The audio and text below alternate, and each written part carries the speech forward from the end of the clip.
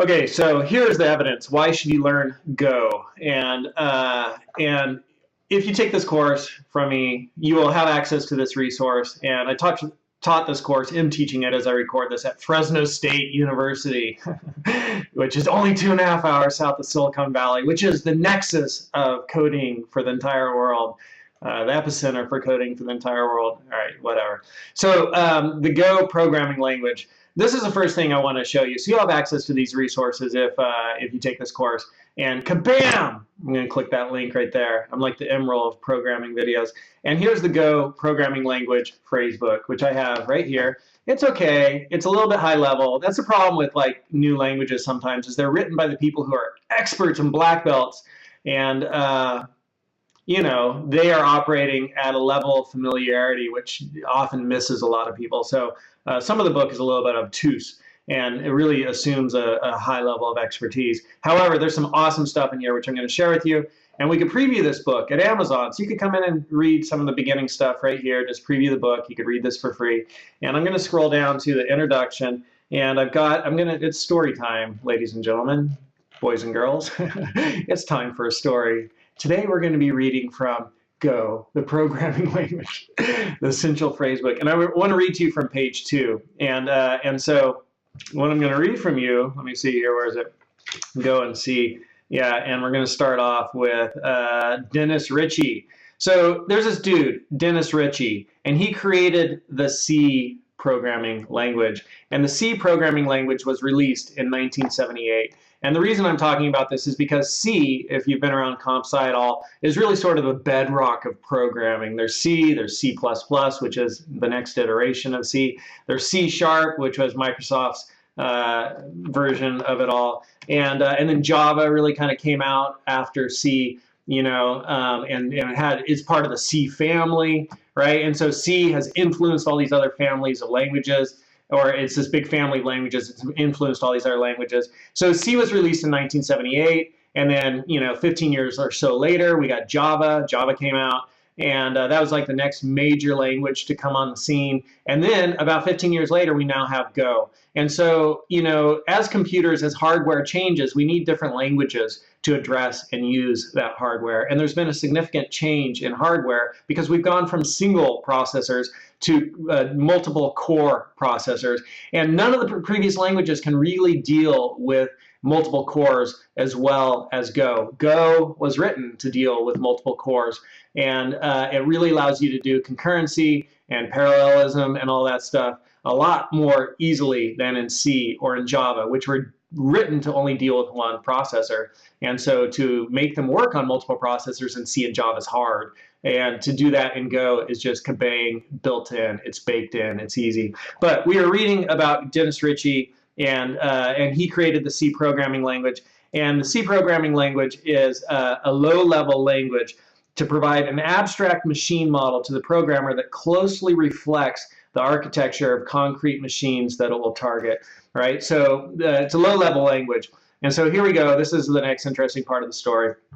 Over the last decade, this abstraction has become less like the real hardware. The C abstract model represents a single processor and a single block of memory. These days, even mobile phones have multiple core processors, and a programming language designed for single processor systems requires significant effort to use effectively. It is increasingly hard for a compiler to generate machine code from C sources that effectively that efficiently uses the resources of the target system. So now we get into a few other people's names. And basically the intent of what I'm going to show you here is that the people who created the C language, some of the core people who created the C programming language, now work at Google. They now work at Google. And those same people who created the C programming language said, you know what? All this stuff is dated, it no longer works, we're creating a new language. So the people who created C, which is the bedrock of computer science programming, which is like the most influential programming language ever, at least in the last couple of decades, right? They have now created a new language. Why would you not go with them, right? That's like, whoa, these are the guys who created C, and now they've created Go. And not only that, it came out of Google. But that's the strongest argument, what I just said. The same dudes who created C have now created Go. And the second argument is it came out of Google, and Google uses it. And what other reason do you need? Because Google is like really the best team in the league right now. If you are in the comp side ball game, you want to go up to the majors, you want to go up to Google. That's who you want to play for, and they have the best of the best. And Google uses Go, so that's also an awesome endorsement. So let's continue our story, boys and girls. I'm pushing the time limit on the video, by the way. I know. You could just stop this if you already decided, hey, I like Go. I'm going to go for it. In 2007, Robert Pike and Ken Thompson began working on a new language. Thompson had both been instrumental in the creation of C, and Pike had worked on it later at Bell Labs. Thompson was instrumental in the creation of C. Pike worked on it later at Bell Labs, and being members of the original Unix team that drove the development of C. The aim of Go, their new language, was to fill the same niche today that C fit into in the 80s. It is a low-level language for multiprocessor development. Experience with C taught them that a successful systems programming language ends up being used for application development, so Go incorporates a number of high-level features, allowing developers to use it for things like web services, round of applause, or desktop applications, as well as very low-level systems. So I think that's pretty awesome. I have one other line highlighted here where, oh no, that was it. Yeah, that was the highlighted line. Yeah, so that's the main thing I wanted to read from this section. The last thing I have here is decades of experience working with C and seeing ways in which it can be improved. So these guys, right, had decades of experience with C, and they saw how it could be improved, and what they came up with is Go. So there's more here about why you should choose Go. I'm going to spare you from having me read it to you. You could go read it on your own.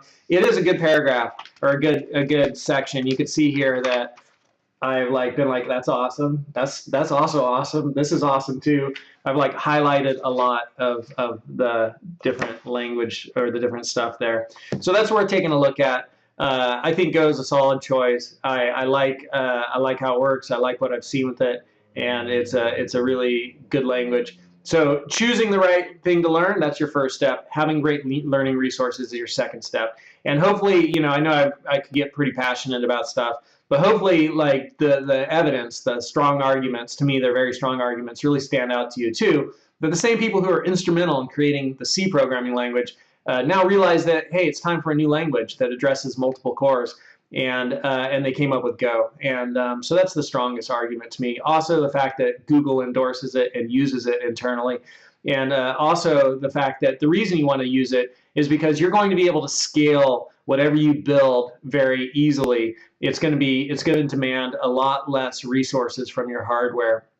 And so if you were to build a website, for instance, in PHP, you could Google this and research it, but it requires some crazy amount of memory for every request that comes in, whereas Go can do that with a really, in comparison, insignificant amount of memory. And so you're able to handle more user requests, more users with a lot less hardware, and that's important.